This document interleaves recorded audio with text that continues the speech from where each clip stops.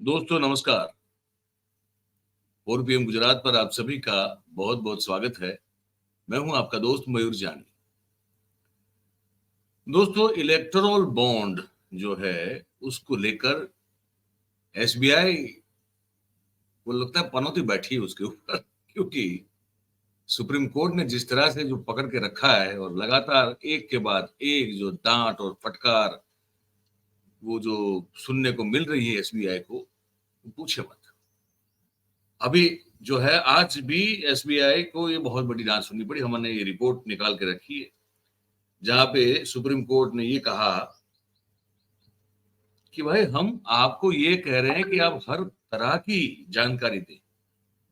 आप एसबीआई जो है वो बॉन्ड, उसकी खरीदी की गई तारीख, खरीदने वाले का नाम और उस पूरी कक्षा में जितनी भी जानकारी आती है वो सब, और किसने कैश किया ये सब, और उसके साथ साथ जो यूनिक अल्फा न्यूमेरिक नंबर है उस बॉन्ड पर, वो सब जो है वो आपको सबमिट करने के लिए इलेक्शन कमीशन को बोला था, लेकिन आपने उस चीज का ध्यान नहीं रखा। ठीक है, आपने सिर्फ बॉन्ड खरीदने वाले और उसको कैश करवाने वाले लोगों के बारे में जानकारी दी, लेकिन कौन से डोनर के द्वारा कौन से पॉलिटिकल पार्टी को कितना चंदा दिया गया ये जानकारी नहीं है, और इसलिए क्योंकि आपने वो जो यूनिक अल्फा न्यूमेरिक नंबर है वो भी नहीं दिए। तो बड़ी डांट लगाई है हमारे चीफ जस्टिस साहब ने, और जो उनके साथ बेंच में जो जितने और जस्टिस जज साहब लोग बैठे हुए हैं वो सब ने मिलके एसबीआई की तो मतलब ऐसा हाल कर दिया है कि इतनी बड़ी संस्था, इस देश की नंबर 1 बैंक, और उसकी जो फजीयत हो रही है भाई साहब, आप पूछे मत। आगे इसमें आपको बता दूं मैं, चीफ जस्टिस ऑफ इंडिया ने कहा कि इलेक्टोरल बॉन्ड को लेकर आप पूरी इंफॉर्मेशन दीजिए और 3 दिन में ये एफिडेविट कीजिए। जैसे आज 18 तारीख है तो 21 मार्च शाम तक आपको एक एफिडेविट करनी है, जिस एफिडेविट में आपको ये लिख के देना है एसबीआई को कि अब इलेक्टोरल बॉन्ड्स को लेकर उस मामले में हमने कोई भी जानकारी को छुपा के नहीं रखा, हमने सभी जानकारी दे दी है। उसके बाद फिर वो सुप्रीम कोर्ट उसकी फिर से जो है वो जांच परख करेगी, और अगर उसमें कोई जानकारी फिर भी छुपाने की कोशिश की गई, ऐसा लगा सुप्रीम कोर्ट को, तो पता नहीं भैया क्या होने वाला है एसबीआई के चेयरमैन का, हमको नहीं मालूम। लेकिन अगर छुपाया कुछ तो हालत बड़ी खराब और बड़ी, आप समझ लीजिए, मतलब कि आप सोच नहीं सकते ऐसी हो सकती है जो तेवर दिख रहे हैं सुप्रीम कोर्ट के उसको लेकर। अब सुप्रीम कोर्ट के तेवर जो देख रहे हैं, हमको दिखाई, आप सबको दिखाई दे रहे हैं, उसमें तो फिर सिर्फ एसबीआई की हालत खराब नहीं हो रही है। हमारे बहुत सारे जो पहचान के लोग हैं, जो बहुत बहुत बड़े भक्त हैं विश्व गुरु के, इस सृष्टि के परम, जिसे कहते हैं ना कि पराक्रमी पुरुष के, जो अंध भक्त हैं, उन सब की हालत बहुत खराब है भाई। आप तो जानते हैं हमारे मित्र हैं को भगत राम जी जो हैं वो, है ना, तो हम तो उनसे हमारी बातचीत होती रहती है। कई बार हम हमको बुलाते भी हैं कार्यक्रम में बातचीत करने के लिए, वो काफी बोले हैं तो आ जाते हैं। इस बार हमने कोशिश की, लेकिन उन्होंने कहा कि हम जो बात कहना चाहते हैं हम आपको भेज रहे हैं, आप ऐसे उसको चला लीजिएगा, हम बातचीत के मूड में नहीं है। तो ये मोनोलॉग भेजा उन्होंने कि वो जो कहना चाहते थे वही, हम कुछ बात नहीं कर पाएंगे, हम कुछ पूछ नहीं पाएंगे। उनके मन में जो भाव था इस सुप्रीम कोर्ट के स्टैंड को लेकर इलेक्टोरल बॉन्ड्स में, और बीजेपी और उनके साहब की, उनकी शेर की, उनको जो चिंता आन पड़ी है इस पूरे मामले को लेकर, उन्होंने जो व्यथा कथा सुनाई है, मैं आपको वो एज इट इज सुनाने जा रहा हूं। आप सुनिएगा, उसके बाद हमको बताइएगा, फिर बात करते हैं। आ तो नहीं रहे कहीं? भाई साहब ऐसा हालत कर दिए, चोर के तरह मुंह छुपाने पड़ रहे हैं हमको। 1 मिनट, अभी बता रहे हैं आप लोग को कहा हो गए, बता रहे हैं अभी हम काहे कोई चोर के जैसे मुंह छुपा रहे हैं, बता रहे हैं आप। कोई आ तो नहीं गए? भाई साहब मुंह देखने को घूम रहे हैं भाई साहब, पूरे मोहल्ले में मुंह छुपा छुपा के घूमना पड़ रहा है भाई साहब। दुकान से सामान लेने गए ना भाई साहब, ऐसे मुंह छुपा के जाने पड़े। हमरे शेर को चोर बोल रहा है भाई साहब। सभी जो इलेक्टोरल बांड वाला ही चंदा वाला जो लिस्ट आए हैं, जो एसबीआई जो दिए हैं, स्टेट बैंक जो लिस्ट दिए हैं, सुप्रीम कोर्ट हाय लगेगा हम भगत लोग का। जस्टिस चंद्रचूड़ हाय लगेगा हम भगत लोग का। हमरे शेर ने कहा बिगाड़ा था तुमरा?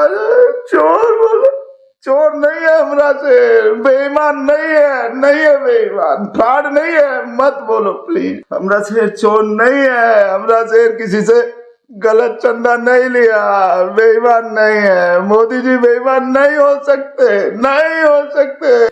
जिस दिन हमरा शेर बेईमान हो गया ना, जिस दिन हमरा शेर चोर हो गया, ये दुनिया खत्म हो जाएंगे बोल रहे हम। और ये सब ब्रांडू को भी बोल रहे हैं जो ऐसा गाना गा रहा है ना, सब पता है हमको कैसा गाना गा रहा है। गंदा है पर चंदा है ये, और गाना ही नहीं भाई साहब, डायलॉग भी मार रहा है। रईस फिल्म का डायलॉग मार रहा है भाई साहब, बदल के। माँ कहती थी कोई भी चंदा छोटा नहीं होता, और चंदे से बड़ा कोई भी धन नहीं होता।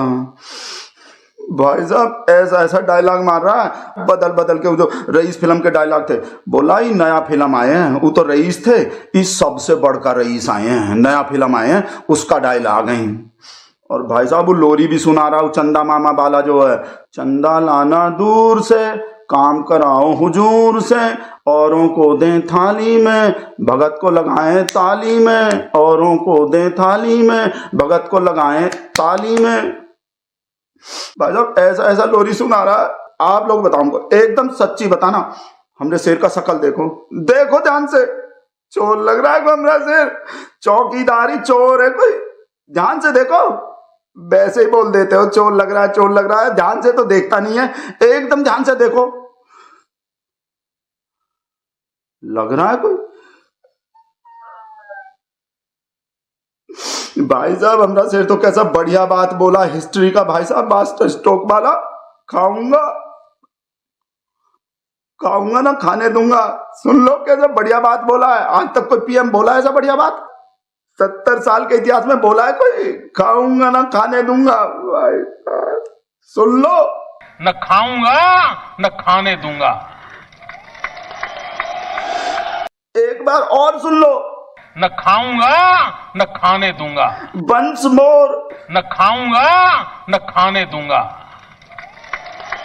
पब्लिक डिमांड पे, न खाऊंगा न खाने दूंगा।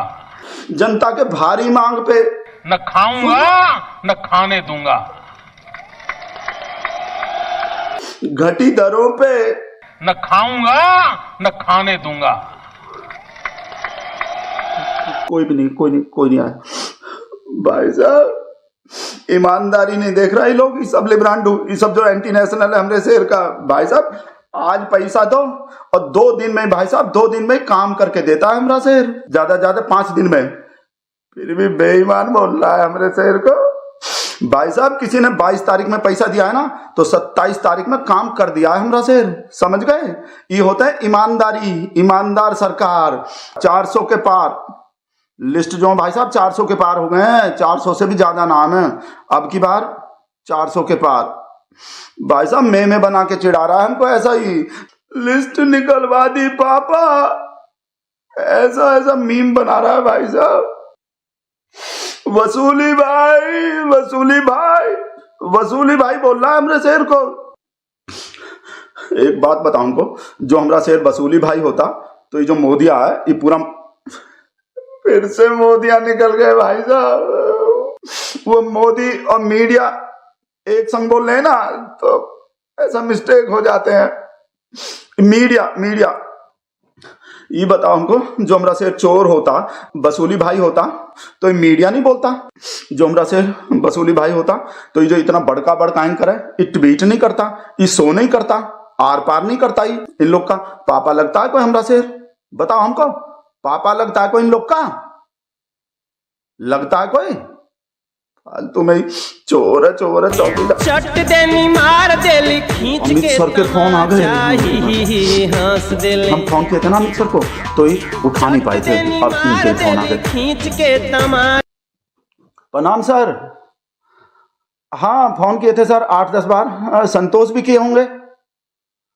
नहीं, ज्यादा काम तो नहीं थे, वो बस ही बोलने थे कि पार्टी के पास अब इतना पैसा आए हैं तो हमारा पेमेंट भी जो वो थोड़ा बढ़ा देते सर। नहीं, ऐसा तो कोई जल्दी नहीं है, अर्जेंट नहीं है। ठीक, हाँ कर रहे हैं, ट्वीट कर देना। काट दिए। वो हम बोल रहे थे वो पार्टी को इतना पैसा मिल रहे हैं तो इतना पैसा आ गए हैं तो थोड़ा सा हमको भी वैसे ही बोल रहे थे हम तो, ऐसा थोड़ी है कि हम 2 रुपया जो 2 रुपया से ज्यादा बढ़ा, 2 रुपया का जिक्र ही नहीं किया हम।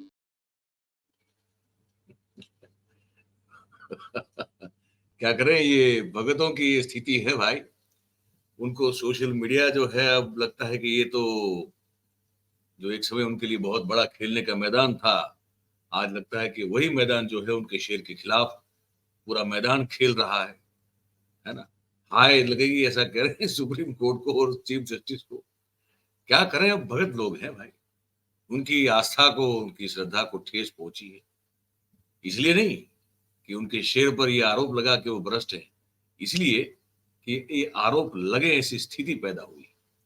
उनको ठेस इसलिए पहुंची है सभी भक्तों को कि यहाँ उनका शेर ये कैसे चूक गया कि नौबत यहां तक आ पहुंची कि सुप्रीम कोर्ट में भांडा फूट गया।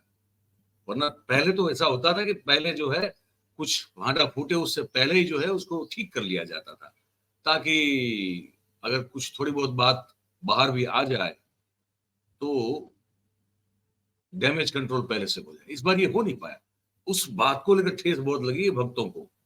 तो यही था, अब हमको बताना था कि भाई सुप्रीम कोर्ट ने डंडा तो पूरा ले लिया है। 21 मार्च को शाम को 5 बजे तक एफिडेविट करना है एसबीआई को कि भाई हमने कोई भी चीज इलेक्ट्रोल बॉन्ड्स मामले में छुपाई नहीं है। और अगर गलती की एसबीआई ने किसी भी दबाव में आके,